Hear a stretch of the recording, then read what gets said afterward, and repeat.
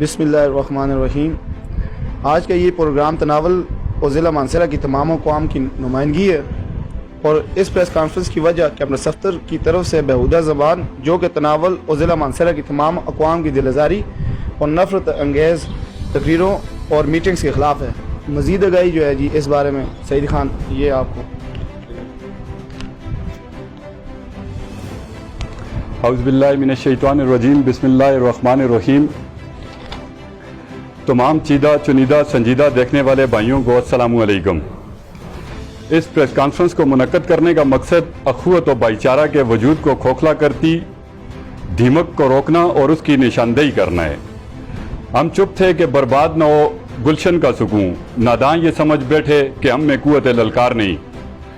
گزشتہ کافی عرصہ سے سوشل میڈیا و پرنٹ میڈیا پر کیپٹن صفدر نامی شخص جو کہ مانسہرہ شہر کا رہائشی ہے اور اس کی صرف یہ ایک پہچان ہے کہ وہ نواز شریف کا داماد ہے، ان احساس کمتری کا شکار کپتان صاحب کا من پسند کھیل توجہ حاصل کرنے کے لیے اوچھے ہتھکنڈے استعمال کرنا، من گڑت بیتکی کہانیاں بنا کر عزت دار خاندانوں کی عزت اچھالنا اور عوام کو گمراہ کرنا اور خیالی پلاؤ کی دیگیں پکانا ہے۔ صفدر صاحب کا تمام لغویات کو انجام دینے کا صرف اور صرف مقصد اپنی ڈوبتی سیاست کو آکسیجن مہیا کر کے اپنی نااہلی پہ لفاظی کے پردے ڈالنا ہے اور سیدھا سارا عوام کو آپس میں لڑانا ہے۔ تناول ڈسٹرکٹ ایک جسم کی مانند ہے اور تمام قبائل گویا اس کے جسمانی اعضاء ہیں۔ اگر ایک بھی اس کو تکلیف پہنچتی ہے تو پورا جسم اس تکلیف کو محسوس کرتا ہے۔ تمام قبائل کے درمیان محبت و چاشنی کا یہ انمول رشتہ ہی تناول کی پہچان ہے۔ قبائل کا یہی اتفاق اس کی اصل طاقت ہے۔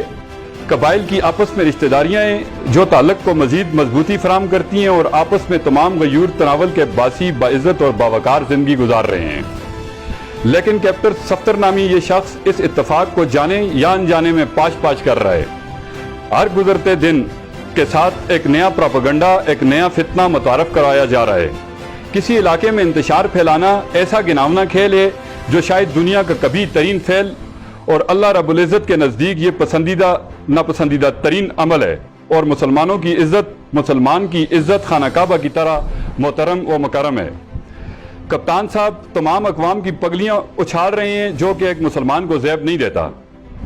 کیپٹن صاحب شہرت اور مقام حاصل کرنے کا کوئی مشکل کام نہیں، لیکن اس شہرت کو برقرار رکھنا دنیا کا مشکل ترین کام ہے۔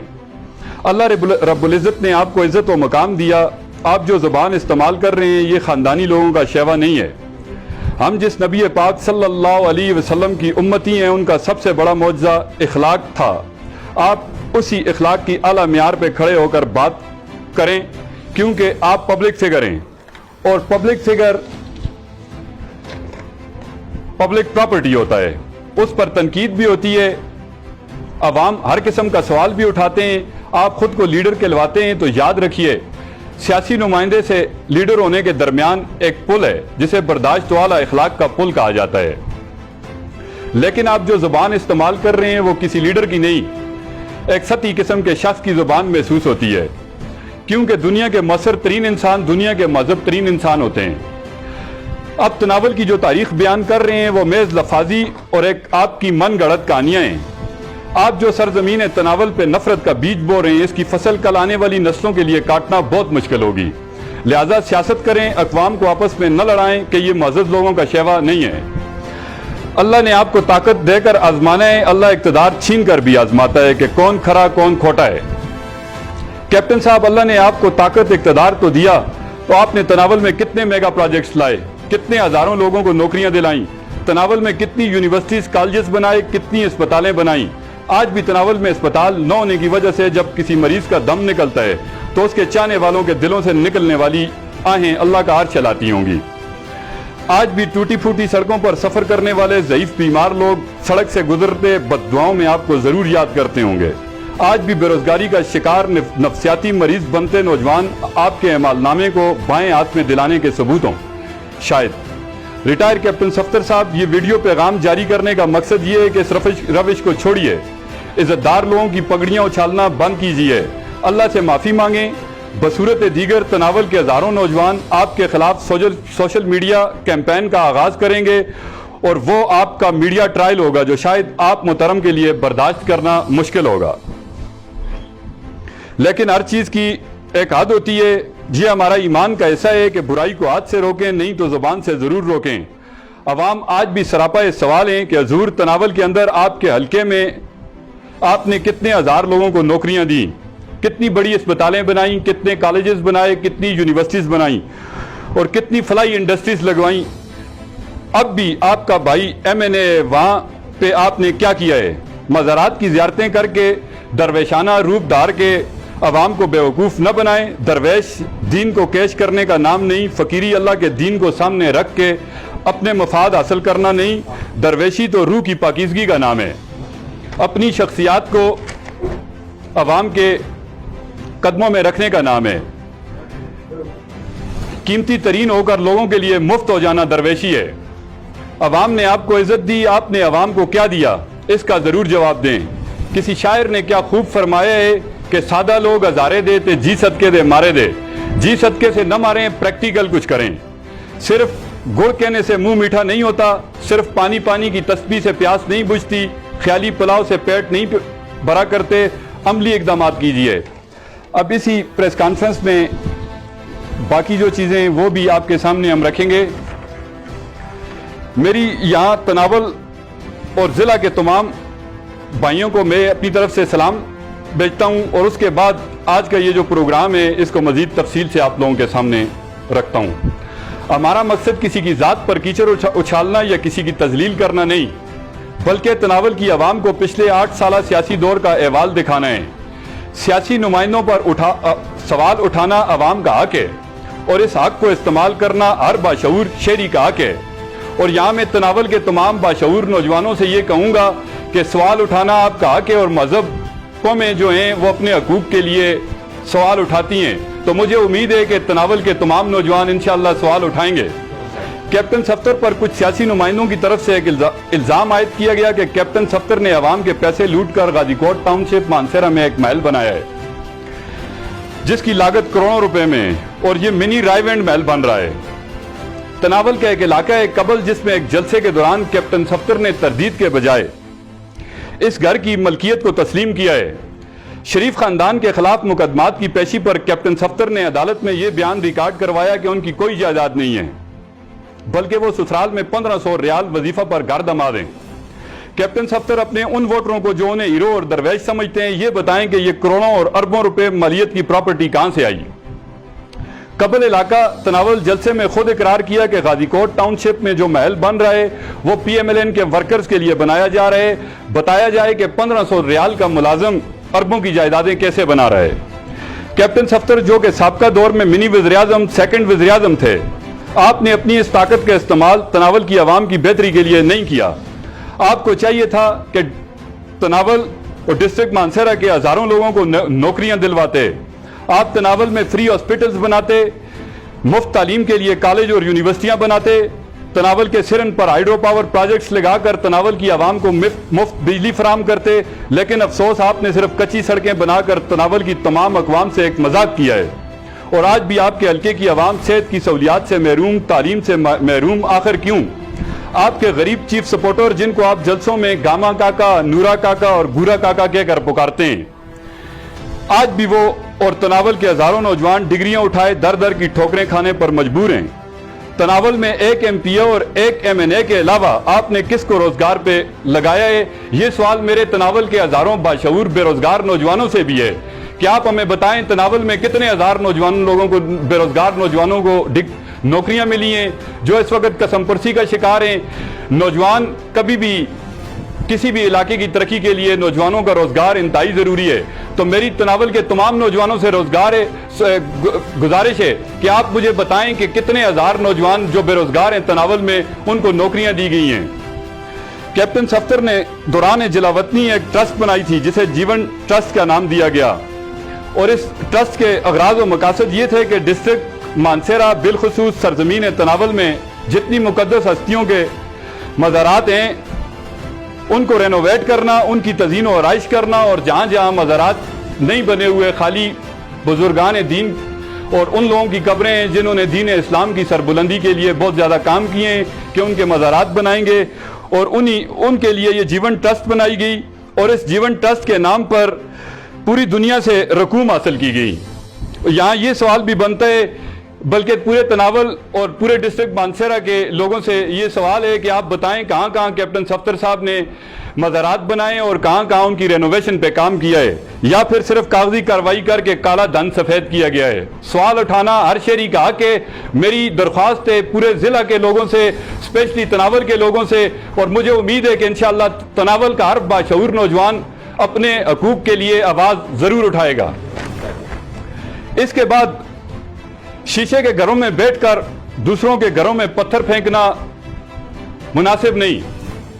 जनाब कैप्टन सफ्तर, गुज़श्ता 8 साल और मौजूदा हुकूमत में 3 साल से आपके MNA और MPA की कारकर्दगी क्या है, जिन्हें तनावल की आवाम ने आपके नाम पर वोट दिए?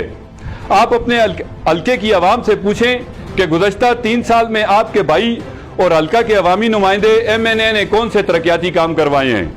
आपका हर जलसे में यह कहना कि मेरे खिलाफ नैब में इंक्वायरीज चल रही हैं, लेकिन मैं बेकसूर हूं, मेरे खिलाफ नैब करप्शन के सबूत ढूंढने में नाकाम रही है। जबकि यहां हर कोई जानता है कि कैप्टन सफ्तर के तमाम ठेके किन मंजूर नजर ठेकेदारों के जरिए चलते रहे और आपने किन फ्रंटमैन के जरिए अपने असल असासाजात को छुपाया हुआ है।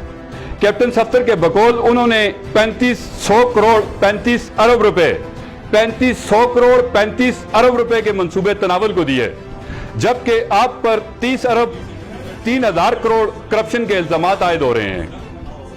अगर कैप्टन सफ्तर ने तनावल पर 3500 करोड़ लगाए होते तो तनावल में 2000 किलोमीटर से जायद पुख्ता सड़कें होती, तनावल के अंदर पुलों का एक नेटवर्क होता जो कि कहीं भी नजर नहीं आ रहा है। तनावल की कच्ची सड़कें आपकी करप्शन की कहानी खुद सुना रही हैं।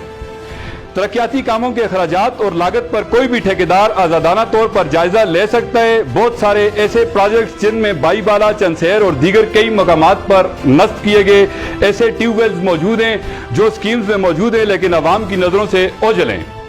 ऐसी कई बोगस स्कीमों के नाम पर अरबों की करप्शन की गई है। तनावल की गयूर व गैरतमंद आवाम, बिलखुसूस नौजवानान तनावल, याद रहे ये 3500 करोड़ किसी का जाती पैसा नहीं, बल्कि तनावल की गरीब आवाम का वो पैसा है जो सुई सलाई माचिस से लेकर आटा, दाल, चावल, चीनी, यूटिलिटी बिल्स और दवाओं पर जो टैक्स दिया जाता है वो वापस इलाके की आवाम की फलाह पर खर्च करने के लिए नुमाइंदों को दिया जाता है, ताकि आवाम का ये पैसा MPAs और MNAs आवाम की सहूलियात पर खर्च करें। और इसी अवामी पैसे से MPA, MNA को प्रोटोकॉल और तनख्वाहें दी जाती हैं, जिस पर इन नुमाइंदों को गरीब आवाम का मशकूर होना चाहिए। तनावल में बसने वाली तमाम अक़वाम हुकूमत वक्त वज़ीर-ए-आज़म इमरान खान और चेयरमैन नैब से गुजारिश करती हैं कि सर्टिफाइड करप्ट खानदान की करप्शन का भांडा फोड़ने के लिए उनके असल फ्रंटमैनों पर हाथ डाला जाए, ताकि गरीब आवाम की लूटी गई दौलत वापस लेकर उस पैसे को तनावल ही की सरजमीन पर तनावल के लोगों की खुशहाली पर खर्च करके उनकी जिंदगियों में आसानी लाई जाए। वस्सलाम। आखिर में मैं इस वीडियो पैगाम या इस प्रेस कॉन्फ्रेंस के जरिए तनावल में बसने वाले लाखों लोगों को ये पैगाम देना चाहता हूँ। मैं तनावल में बसने वाला एक आम शहरी हूँ, मैं इस पाकिस्तान का शहरी हूँ। मैं ये समझता हूँ कि जिस वक्त तक हम अपने बेसिक और फंडामेंटल राइट्स, अपने बुनियादी हकूक़ पर नहीं बोलेंगे, उस वक्त तक हमारे ऊपर ये सियासी नुमाइंदे सिर्फ और सिर्फ नलके, नाली, टूटी गली और खंबे, ट्रांसफार्मर की पॉलिटिक्स करते रहेंगे।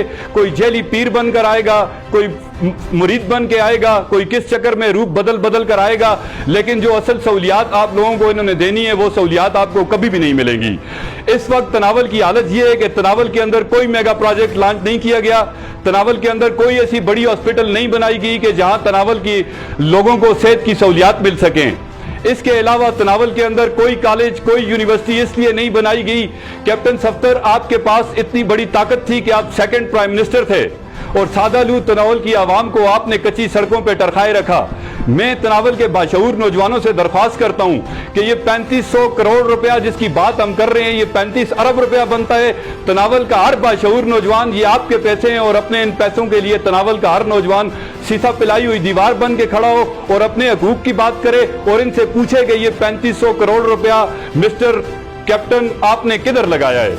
और इसी वीडियो पैगाम के जरिए कप्तान साहब, आपको हम ये बताना चाहते हैं कि अगर आप अपनी जुबान दुरुस्त नहीं करेंगे तो फिर हम मजबूर होंगे वही जुबान बोलने पर जो आप बोल रहे हैं। हमारे असलाफ या हमारे आबा व अजदाद की तरफ से हमारी तरबियत ऐसी नहीं है کہ ہم بھی وہی زہر اگلیں جو آپ اگل رہے ہیں، لیکن آپ ہمیں اگر مجبور کریں گے تو آج کی اس پریس کانفرنس کے ذریعے ہم آپ کو یہ بتانا چاہتے ہیں کہ تناول کے ہر موضع میں، ہر یونین کونسل میں ہم ایک خاندان کے بسنے والے لوگ ہیں۔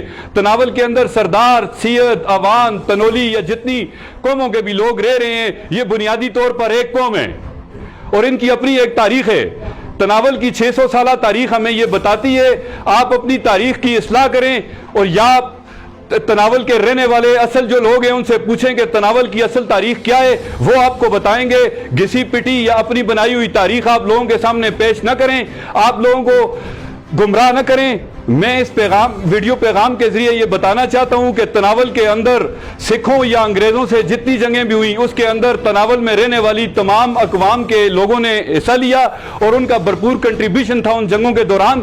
اور تناول کے اندر سادات قبائل قابل عزت، تناول کے اندر عوان قبائل قابل عزت، تناول کے اندر سردار قبائل قابل عزت، تناول کے اندر جتنی اقوام بھی رہ رہی ہیں یہ ہمارے لیے قابل عزت ہیں، ہمارے سر کا تاج ہیں۔